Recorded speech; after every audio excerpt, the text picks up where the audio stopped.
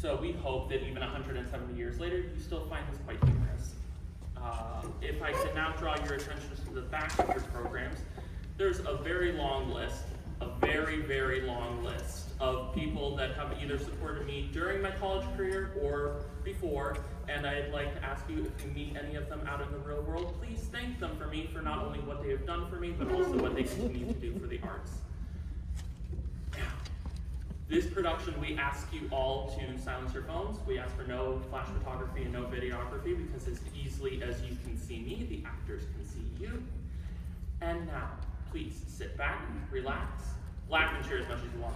That's actually like very important. And enjoy Box and Cox. Woo!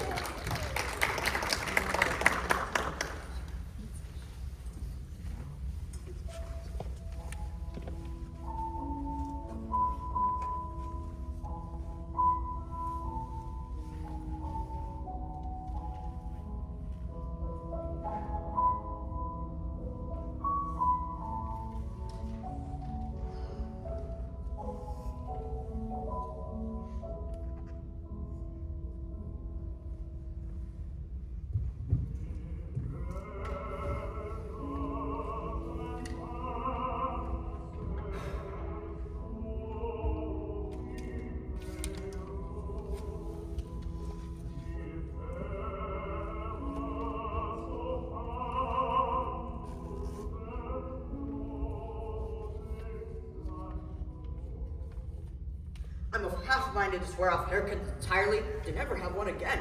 I look as though I've been called up by the army. And I was particularly emphatic in my trip to the hairdresser, only to cut off the ends, I said. He must have thought I meant the other end. Never mind, for who should I care to meet this early to be concerned about my looks? Oh dear, 8 o'clock already. I haven't a moment to lose. For in my line of work, I happen to be the most punctual, particular, and preparatory of all the hatters, and they must fulfill my duties. Come in, the doors are locked. Good morning, Mr. Cox. I hope you slept comfortably, Mr. Cox. I can't say I did, Mrs. Bouncer.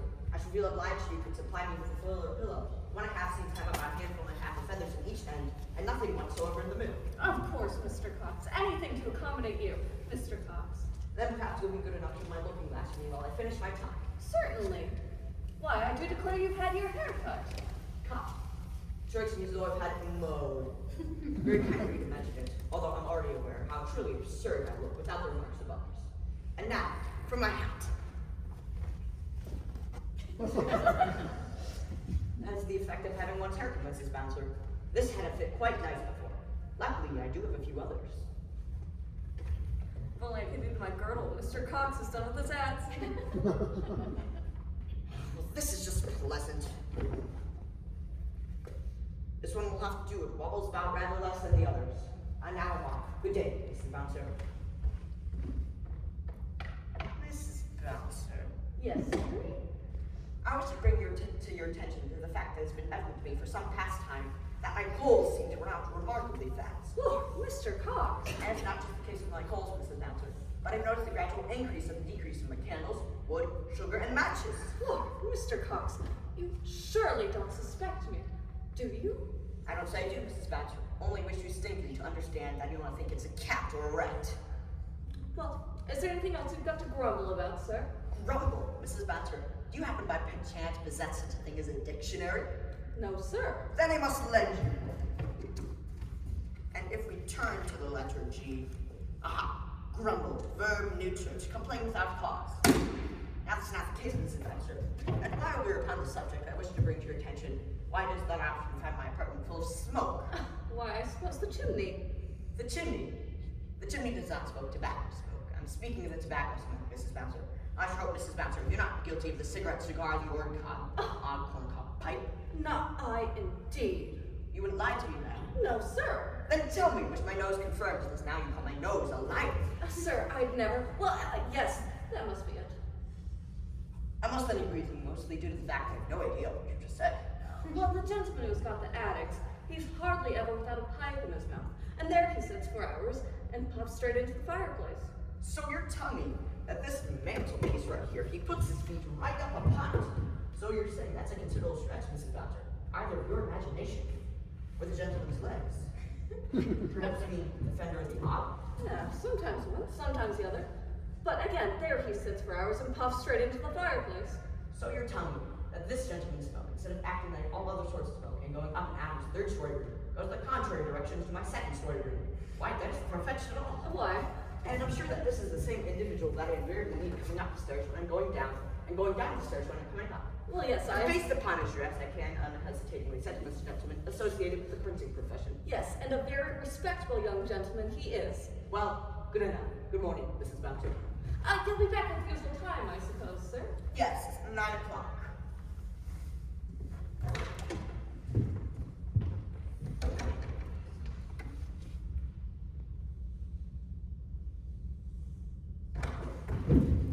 You needn't like the fire in the future, Mrs. Bouncer. I'll do it myself.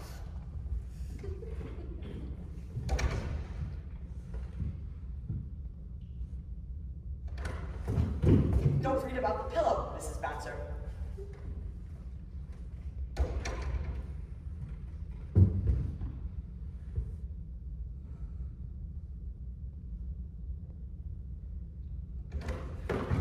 And please, Mrs. Bouncer, a half penny's worth of the bill, so please let it stand. I wish for the cream to accumulate.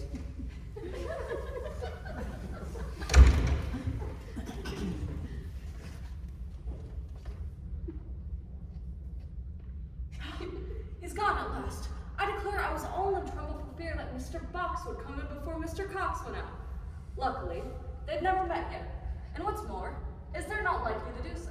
For Mr. Box is hard at work in a newspaper office all night and doesn't come in till morning. And Mr. Cox is busy making hats all day and doesn't come in till night. So then, I'm getting double rent for my one room, and neither of my lodgers are any the wiser for it. It was a capital idea of mine, that it was. But I haven't an instant to lose. First, let me put Mr. Cox's things out of the way of Mr. Box.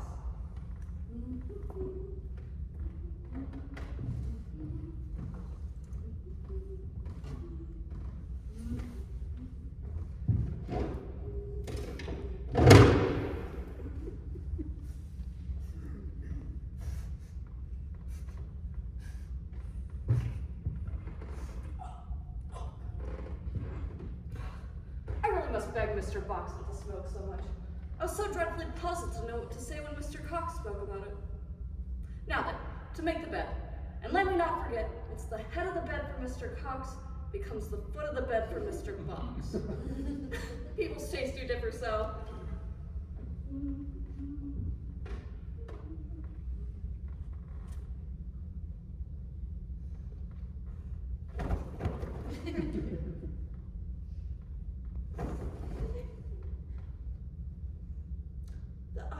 Mr. Cox presuming to complain of such a pillow as this. Make way. You should stick to your own side of the staircase, sir. It was not your fault that was mine, sir. It was not your fault that was mine, sir. Whoa, Mr. Box! Mind your business, Bouncer. Dear, what a temper you are to be sure. I declare you were quite pale in the face, sir. What color would you have a man be who's been sending up long letters for a daily paper all night? But then you voltaire to yourself. So it seems. Far be it from me, Mrs. Bouncer, but you're drawing your attention to my immediate actions of removing my garments and going to bed. Look, Mr. Box! Stop. Can you please inform me of the individual I constantly mean going downstairs while I'm coming up and coming upstairs while I'm coming down? Oh, yes, the gentleman in the attic, sir. Oh, there's nothing particularly remarkable about him. Except his hats. Every time I see him, he's in all sorts of hats. White hats and black hats, hats with broad brims and hats with narrow brims, hats with naps and hats without naps. I've come to the conclusion he's both professionally and individually involved in the habit trade. Yes, sir. And by the by, he begged me to request, as a particular favor, that you not smoke quite so much. Does he?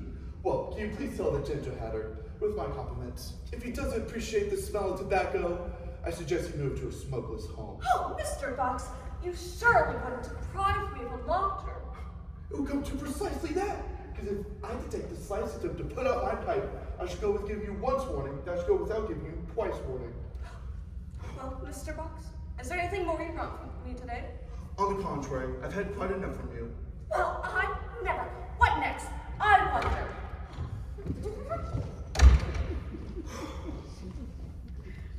It is quite extraordinary the work I must undergo to get rid of that woman. She knows I work all night, but yet she's so set upon preventing me from indulging in my hard-earned rest.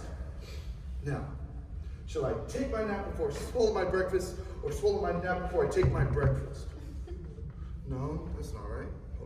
Shall I swallow my nap? Oh, no, never mind. Where's my bacon? Clearly recollect purchasing it. Ah, here it is. And what's this? A penny roll to go with it. Now it's time to light the fire.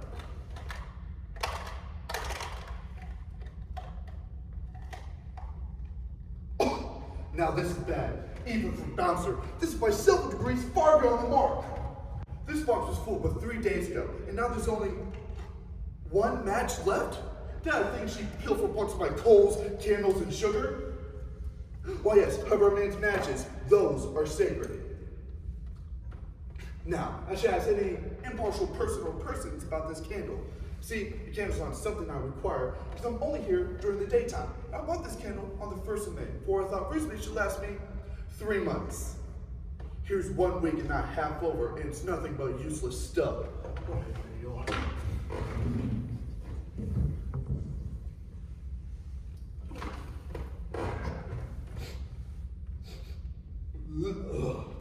And another thing, Mrs. Bouncer has clearly been using my pan. The last item I cooked on this was a pork chop. Now it smells powerfully of red herrings.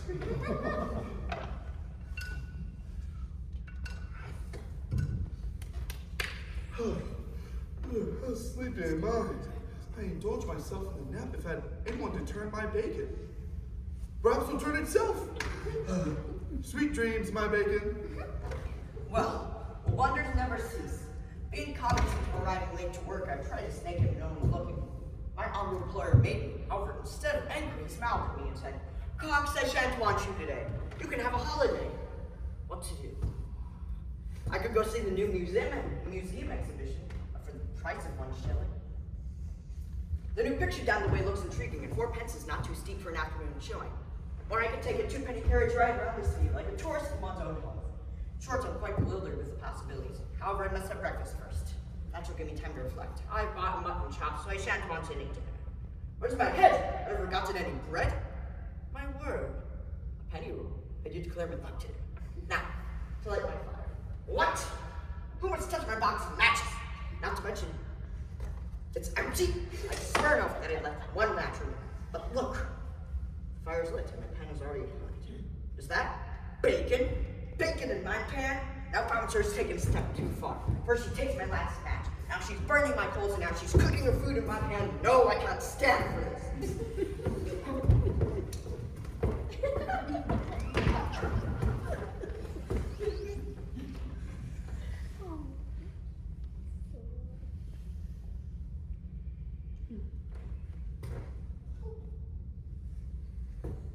There. Now, for my breakfast things.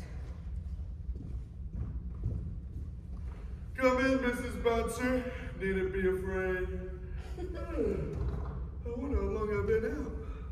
Oh my goodness, my bacon! What? A chop? Whose chop? Bouncer's chop? I swear no, she thought she could come in here and cook her breakfast while I slept. On my coals, on my pan.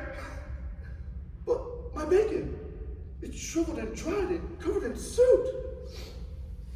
Shall I halt my anger? Shall I halt my vengeance? I think not. Bye-bye, Bouncer's breakfast. And on to my own.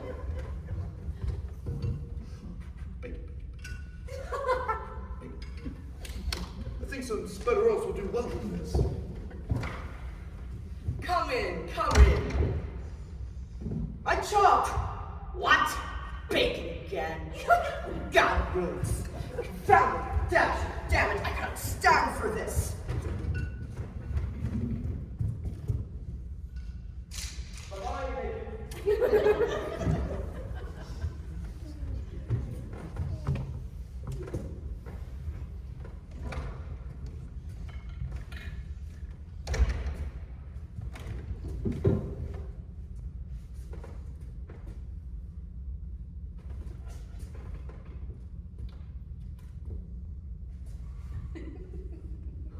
sir. I might ask, who are you, sir? What do you want, sir? I might ask, what do you want, sir? It's the printer. It's the header. So go to your attic, sir. My attic? Don't you mean your attic, sir? Printer should be frightful injury if you don't instantly exit my apartment. Your apartment? Don't you mean my apartment, you devilish hatter, you? Your apartment? Come, I like that. Mrs. Bouncer's receipt from last week's rent. Are the same, sir. Thieves! Murderer! Mrs. Bouncer! What is the... Instantly remove that hatter. Immediately turn out that printer. Well, the gentleman... Explain! Explain. Whose room is this? Yes, woman, whose room is this? Doesn't it belong to me? No. There you hear it, sir. It belongs to me. No. It belongs to the both of you. Both of us. Oh, dear gentlemen, do not be angry. But with that gentleman only being here during the day, and this gentleman only being here at night, I thought I might venture until my little attic room was ready. When will your attic room be ready? Why, tomorrow? I'll take it. So will I. Excuse me, but if you both take it, might as well stay right where you are. True. I spoke first, sir. With all my heart, you can take the little attic room. Now go. Go. By what measure? Now, do not quarrel, gentlemen. See, there used to be a partition here. Then put it up! Nay, I'll see if I can get it ready by today. Now, do keep your tempers, the both of you. I'll do he does.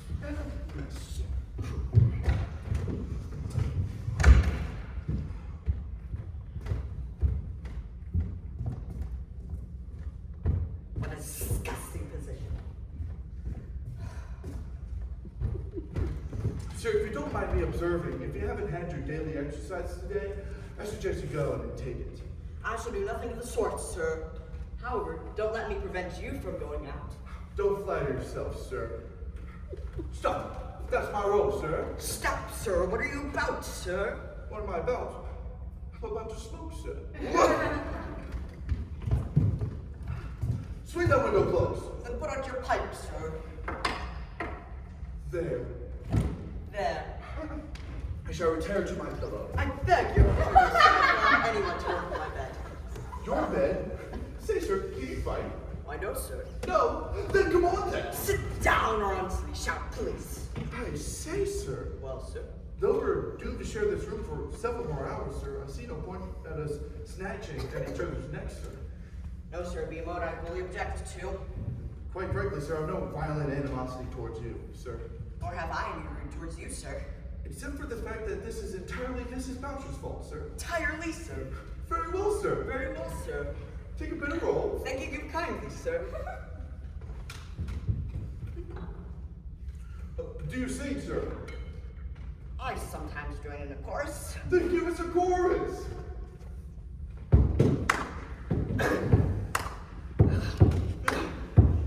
Nice weather today. Yeah. Have you been to the Anatomy Theater, sir? No, sir. My wife would not allow me. Your wife? That is my intended wife. That's almost the same thing. I congratulate you, sir. Thank you, sir. You need to serve yourself, sir. She won't come here. Oh, I see. This is your nice little establishment on the slide. Cutting dog. No such thing, sir. No such thing. Just that my wife, my intended wife, happens to be proprietor of a number of bathing houses. What? Where? You have a favorite bathhouse. How curious you are. No, not exactly. Well, Consequently, it is bathing season, which luckily is rather long, and we see but little of each other. But now that it is over, I'm daily indulging the expectation of being blessed with the sight of my beloved. Are you married, sir? why, not exactly. Ah, happy bachelor. Why, not precisely. Oh my goodness, a widower. No, not absolutely. I beg your pardon, sir. At present, I can't exactly see how you cannot be at least one of those three. At least. Yes, sir. Same for I or any other man alive. Ah, that may be. But I am not alive. You'll excuse me, sir, but I don't like joking upon such subjects. I'm perfectly serious, sir. I've been dead for the last 3 years. Will you be quiet, sir? Sir, if you don't believe me, allow me to refer to a very large and numerous and respectful circle of mournful friends.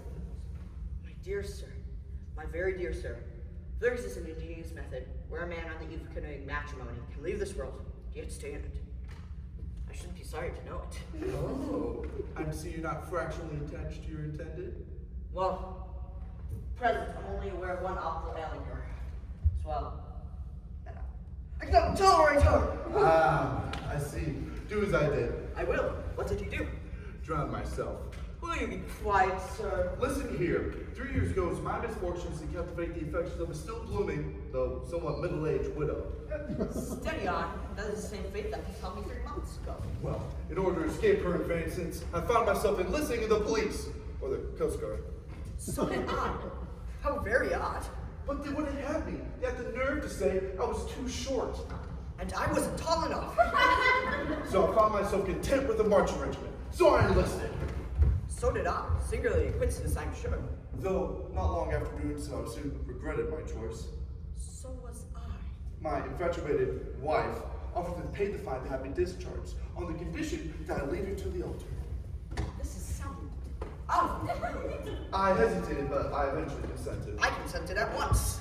Well, sir, the day was fixed, and the happy ceremony drew near. In fact, too near to be pleasant. I soon found myself unworthy of possessing such a creature. So I told her so. But instead of accepting my compliments, she pounced on me like a tiger. I ran to the door, something whizzed past my ear, within inches of it, then shattered into 1,000 pieces upon the floor. The stench had signaled Chef thrown a chamber pot at me. No. I Italian, and I threw a teapot. She said, what about the cats? I said, I didn't want the cats in the first place. And we parted. The next morning, she sent me notice I breached the nuptials I promised to her. Well, sir? Well, sir, ruin stared me in the face. The notice weighed upon me with gigantic force. With no options left, I chose the desperate solution. I left early one morning with a bundle of clothes on my arm and a suit of clothes on my back. I arrived up the cliff's edge, deposited the bundle of clothes, and as I looked over its icy edge, I walked off in the opposite direction. My goodness, man, I think I'm starting to understand. You deposited clothes off the cliff's edge to be found later. Exactly, and there's some paper in the coat or waistcoat or pantaloons, I can't remember which had these affectionate farewell words. This is thy work, oh, Penelope Ann. Penelope Ann?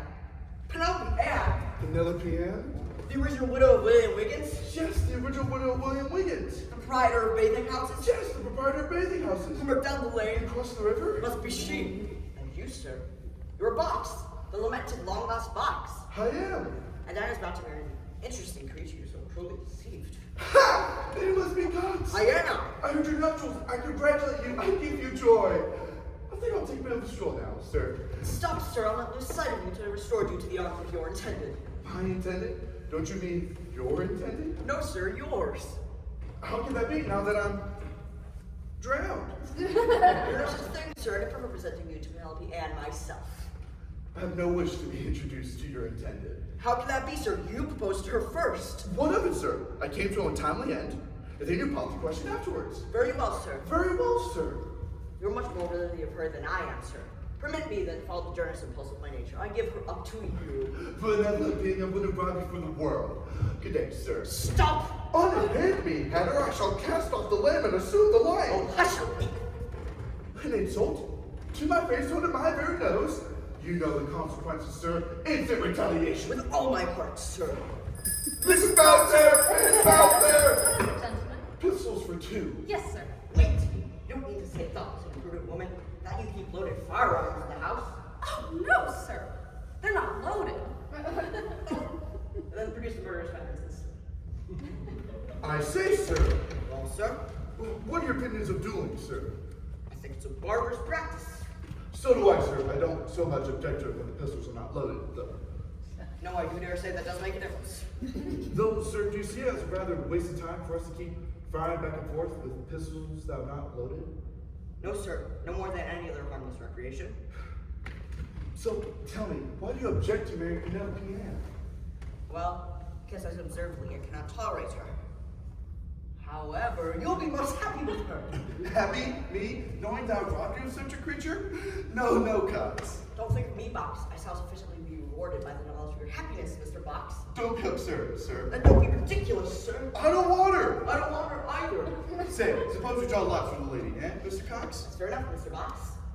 What do you say to dice? With all my heart, sir. Dice violin. Lucky. Mrs. Bowser's nephew left a pair for you yesterday. He often persuades me to throw for a trifle, but he always ends up throwing sixes. I suspect they're good dice. I've nothing against dice. I lost £1.06 at last week's races to a gently looking man of peculiar knack for throwing sixes. Figured the dice were loaded, so I gave him another half-crown and he gave me the dice. Now then, sir. I'm ready, sir. Will you lead off, sir? Of course, sir. The lowest throw wins Penelope Ann. Of course, sir. Very well, sir. Very well, sir. Sixes! That's not a bad throw of yours, sir. Sixes! That's not a bad throw of yours either, sir. Sixes! Sixes! Sixes! Sixes! Those are not bad dice of yours, sir. Yours seem pretty good ones too, sir. Suppose we switch. Very well, sir. Sixes! Sixes! Sixes! Sixes! Enough! It's perfectly absurd to go about throwing sixes in this sort of way, sir. I shall go into my luck changes, sir. Let's think of something else. I got it. Suppose we toss for Penelope Ann. The very thing I was going to propose, sir. Where's my tossing shilling? Ah, here it is. Here's my lucky sixpence. Aha! I've got it. Now then, sir, heads wins. Or tails loses, how you wish to say it. It's the same to me, sir. All right, sir. Heads I win, tails you lose. Yes. No, heads wins, sir. Very well. Go on. Heads! Heads. Heads!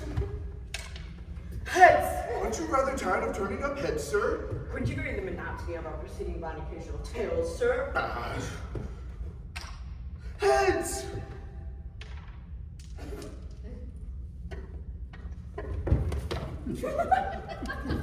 Heads! Heads! Sir, will you permit me? See here, your sixpence has no tail. And your shilling has got two heads! Cheat! Swindler! Is the little animal ready yet? Not quite. I can't find the crystals, but I brought a letter. It came by the general post yesterday. I'm not sure. I don't know how I forgot it, for I put it carefully in my pocket. And you've kept it carefully in your pocket ever since? Yes, sir, and I hope you'll forgive me. By the by, I paid 2 pence for it. Oh, then I do forgive you. Bathhouse. Postmark clearly says bathhouse. Doubtless a tender mush of a letter from Penelope Ann. Then read it, sir. Me, sir? Yes, sir. You suppose I'm going to read a letter from your intended? My intended? I think not. It's addressed to you. C-O-X. You think that's a C? It very much looks like a B. Nonsense. Fracture the seal. Goodness gracious! Gracious goodness. Bathhouse, May the 4th. Dear sir, I hasten to convey to you the intelligence of melancholy incident which bereft you of your intended wife.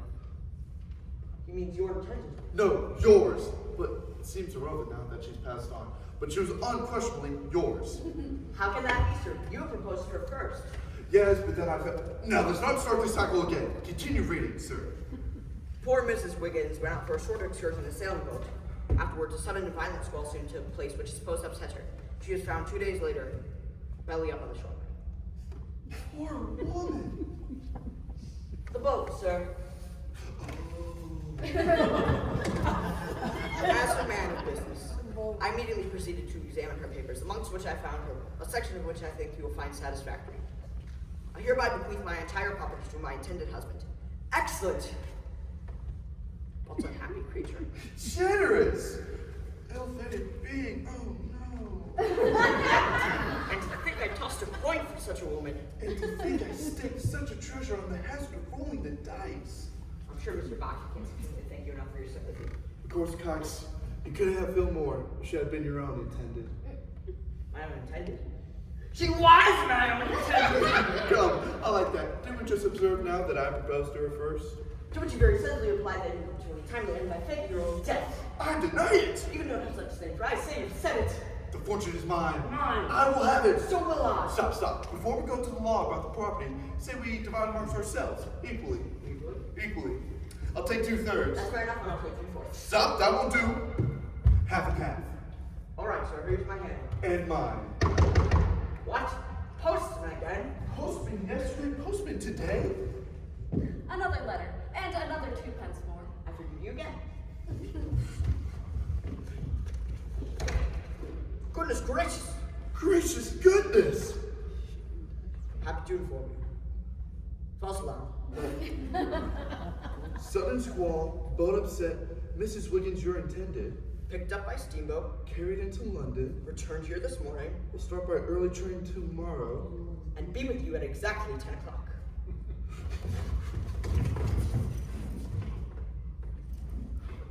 Mr. Cox, I congratulate you! Fox, they give you joy. I'm so sorry that my most important business of being deceased, course to the coroner's office, will stop me from witnessing the truly happy meeting between you and your intended.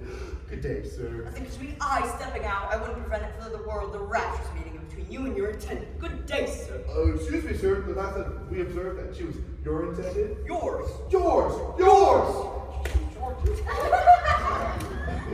Is that a cat? No, it's a...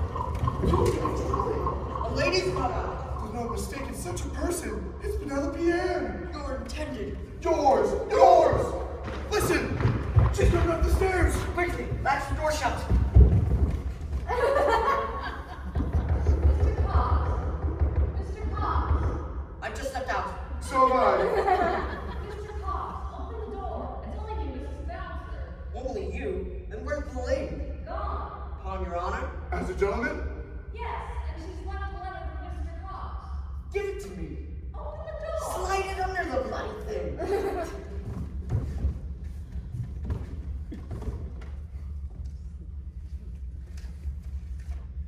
Goodness gracious. Gracious goodness!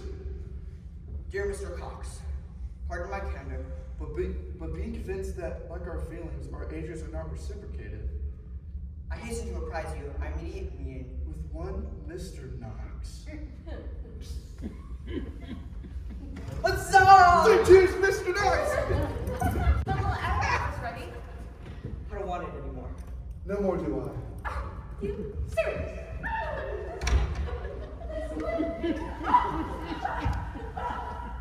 What's your pardon? What's up, Terrace asunder? Box. Cogs! You excuse me for my apparent insanity, but the more I gaze upon your features, the more I think of my long-lost brother. The very observation I was going to make to you, sir. Tell me, Emerson, tell me, do you have a small strawberry mark on your left arm? Nope. Then it is he!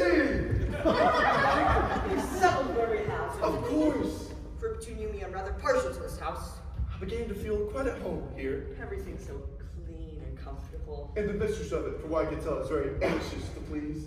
So she is. I have a box that we stick by. Agreed. Here's my hand, but joined by yours, for I say the house is big enough for that box Box. are satisfied.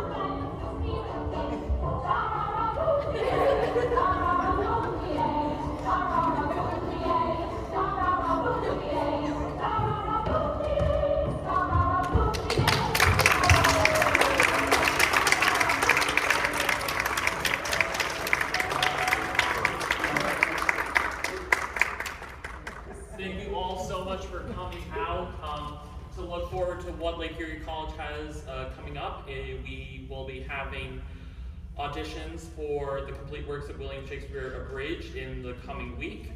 We have things always going on at the Morley Music Hall across the way with our choir and student music showcases and such. And right now in our gallery we have an all-women show of local Northeast Ohio artists that were brought together by the conservator Mary Urbis. So thank you so much, and thank you.